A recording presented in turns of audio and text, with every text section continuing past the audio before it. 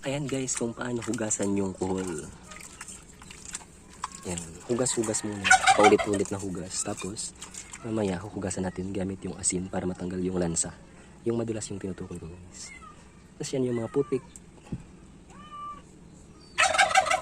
Natanggal muna namin yung lansa tapos yung mga dumi, yung mga putik. Tapos yung asin nakakatanggal din yung mga bakterya. Matay yung isdang kinuha namin. Saan na baga? Ako pa. Yan, tinatanggal namin yung mga shell kasi yung iba binasag ko na ang liliit na kasi hindi na matanggal. Yung iba ginagawa kapag kinuha nila galing palayan, inuuwi pa nila kasama yung shell tapos inuhugasan tapos pinapakuluan. Saka lang nila tatanggalin yung ganyan. Pero ngayon, kami iba, iniiwan na namin yung shell dun sa palayan. Tapos hugasan namin ng asin. Tapos diretso na kulo. Tapos pwede lang lutuin ulit. Ayan, bawal po yan sa maarte. Mga exotic food.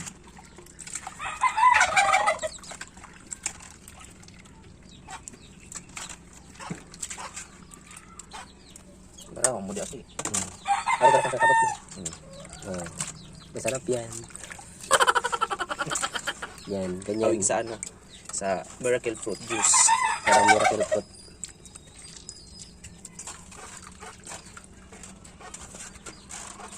Yan, pwede mo yung hugasan base sa gusto mong bilang.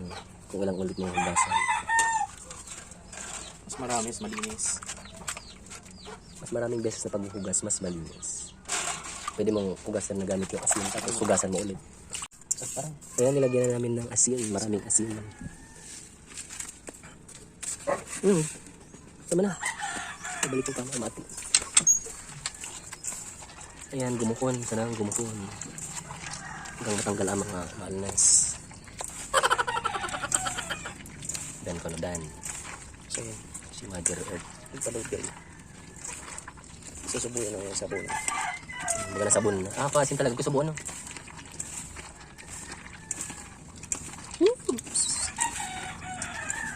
Pirang ulit mo yan. Ay ko! Pirang ulit mo yan. Ha? Pirang ulit mo yan. Ang asin. Pero ba? Hindi yun na. Sa tumanin pabulutan. Idirekta mo na siya sa di baba. Ano yun? Para tago sa ano. Tubig. Ayan, ganyan ang kinakalabasan kapag pinaga-piga mo na sa asin. Ganyan ang paghuhugas ng kuhol para matanggal yung lansa at yung mga dumi. Oo, naman cross magdi.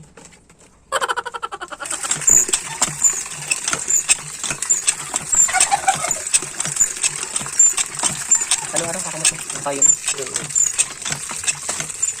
Hindi na ba yan?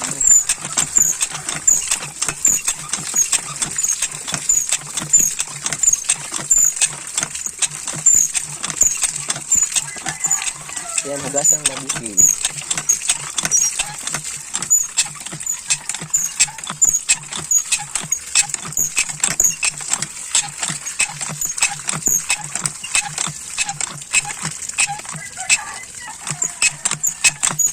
Ano pa kaya? Hindi pa nakalakag.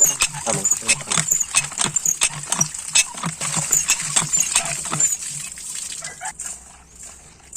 Yan, nilagyan na naman namin ng 3 o 4 na kutsarang asin na puno. Yan, gumukon. Sa mga maurag maggumok, pwede kamusan. Medyo ba nila yung Ayan guys, oh.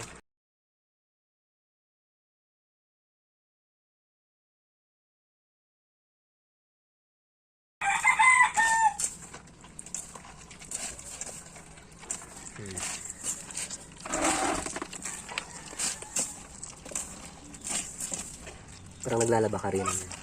Kasi bumubula yung asin, tapos yung lansa. Diba?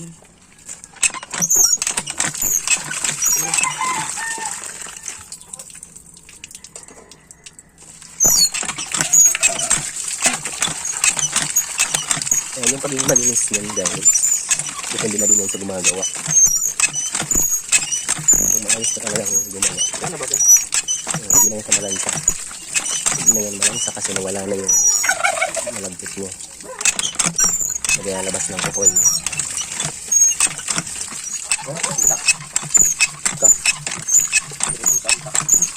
Tikmala na lang. Yes.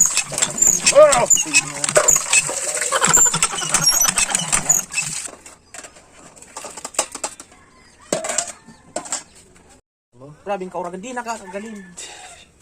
Kaya papakuluan muna natin hanggang sa lumambot. Pag naglambot na, pwede na. Pag lumambot na, pwede nang lutuin. Yan, kumulo na. Binawasan ko na yung apoy kasi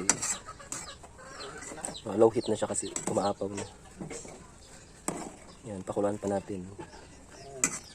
Nilagyan namin ng dahon ng laurel para maging mabango. Maging mabango yung amoy niya.